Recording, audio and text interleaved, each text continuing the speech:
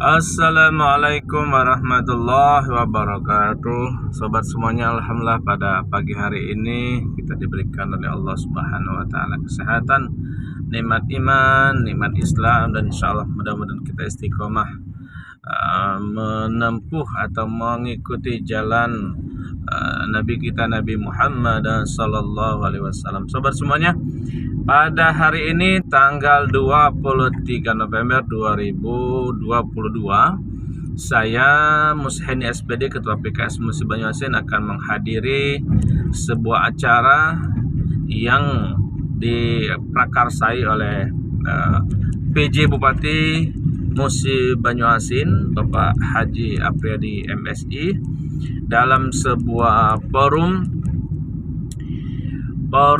penyerahan simbolis bantuan dana partai politik.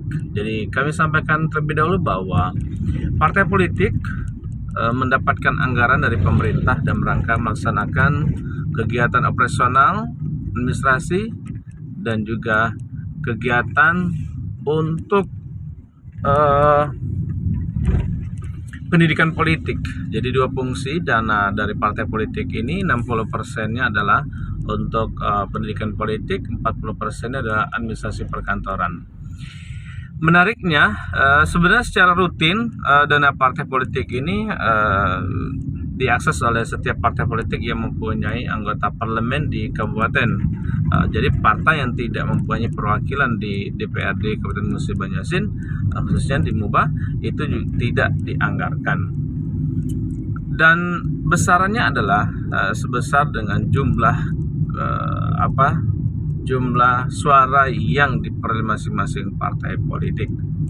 Sobat semuanya, pada kesempatan ini ada tema yang menarik dalam simbolis ini, yakni adanya simbolis mengundang seluruh partai politik, kemudian Forkominda, kemudian juga forum komunikasi pimpinan kecamatan, juga forum kerukunan umat beragama, forum lain di masyarakat. Tentu saja ini menarik karena inisiatif ini dalam rangka menuju predikat kepada Kabupaten Musi Banyuasin agar MUBA termasuk kabupaten yang zero konflik, artinya tidak menimbulkan huru-hara, tidak menimbulkan terjadinya krisis sosial terhadap proses-proses politik yang akan dilaksanakan di Kabupaten Musi Banyuasin. Mengingat ini juga sudah memasuki tahun-tahun politik pada saat ini, sebagaimana kita ketahui proses partai politik memasuki masa-masa menjelang pengumuman partai politik yang akan lolos sebagai peserta pemilu 2024 mendatang. Partai politik yang akan mengikuti pertarungan 2024 ada partai lama parlemen yang sudah lolos secara administrasi dan faktual, sedangkan beberapa partai politik akan menghadapi lagi proses administrasi secara faktual. Dan disinilah nanti ada pengumuman, insya Allah tanggal 14 Desember, pengumuman partai politik yang menjadi peserta pemilu 2024. Dan juga saat ini sudah tahapan penyusunan dapil, artinya partai politik sedang mengancang-ancang bagaimana partai politik merespon terhadap rancangan-rancangan yang akan dikeluarkan oleh KPU untuk kemudian dikirim ke tanggapan masyarakat dan dikirim ke KPU pusat. Tentu saja sebagai partai politik kita merespon positif rencana perubahan dapil, yakni penambahan dari 4 dapil menjadi 6 atau 7 dapil.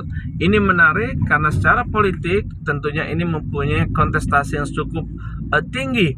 Tetapi insya Allah PKS di Musi Banyuasin ini insya Allah siap menghadapi perubahan-perubahan tersebut dengan menargetkan setiap dapil 1 kursi. Juga tentunya proses-proses politik ini semakin lama semakin mendekati karena memang prosesnya setelah dapil juga langsung pada pendaftaran caleg dan proses kampanye.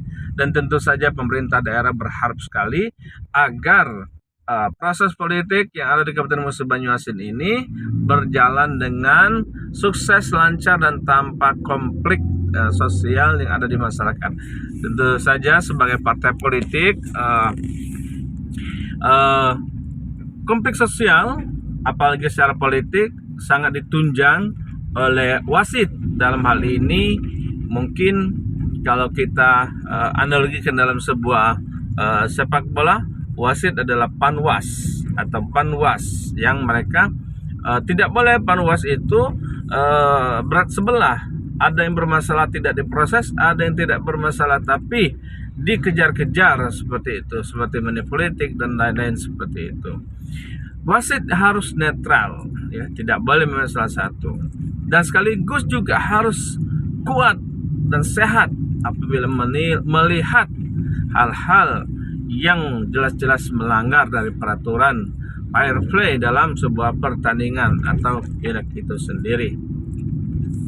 Yang kedua, sebagai kompetitor sebagai partai politik tentunya agar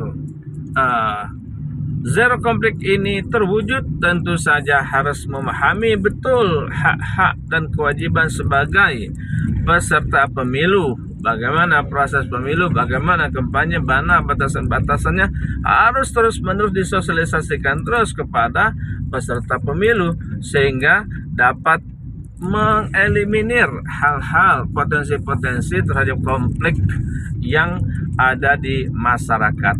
Tentu saja harapan kita semuanya Kabupaten Musi Banyuasin akan melaksanakan pileg ini terlaksana dengan baik, lancar, dan jujur. Insya Allah PKS menargetkan dengan 8 kursi dan insya Allah PKS siap optimis 2024 nanti PKS menjadi peserta yang menjadi pemenang pemilu di tahun 2024 ini.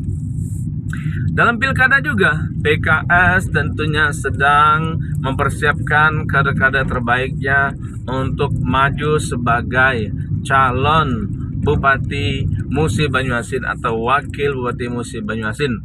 Tentu saja kita akan melihat hasil dari Pileg 2024 nanti, karena memang pilkada ini menggunakan hasil suara pada pemilu 2024. Syarat minimal pencalonan bupati dan wakil bupati adalah 9 kursi atau 15% suara partai politik.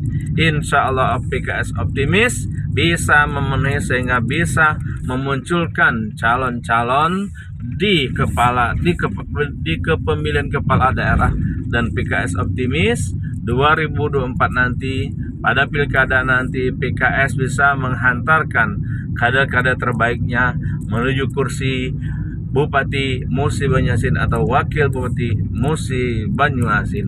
Terima kasih. Assalamualaikum warahmatullahi wabarakatuh.